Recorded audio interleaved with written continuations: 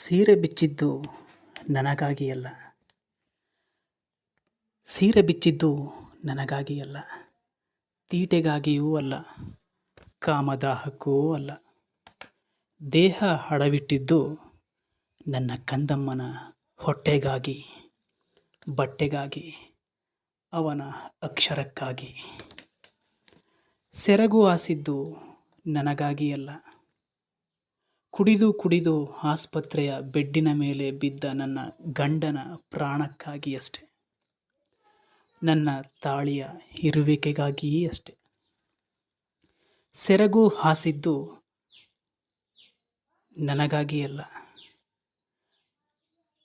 ಖಾಲಿಯಾದ ಪಾತ್ರೆಗಾಗಿ, ಬೆಂಕಿಯ ಹಂಗೂ ಇಲ್ಲದೆ ಇದ್ದ ಒಲೆಗಾಗಿ, ತಟ್ಟೆಗೂ ಹೊಟ್ಟೆಗೂ ಸಂಬಂಧ ಕಟ್ಟುವುದಕ್ಕಾಗಿ. ಬಂದ ಕಾಮರಾಯರಿಗೆ ನನ್ನ ಉಬ್ಬಿದ ಮೊಲೆ ಮೈ ಸೊಂಟದ ಮೇಲಿನ ಏಕಾಗ್ರತೆಯಷ್ಟೆ.